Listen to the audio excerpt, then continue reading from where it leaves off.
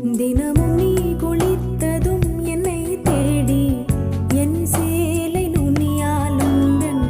தலை துடைப்பாயே அது கவிதை திருட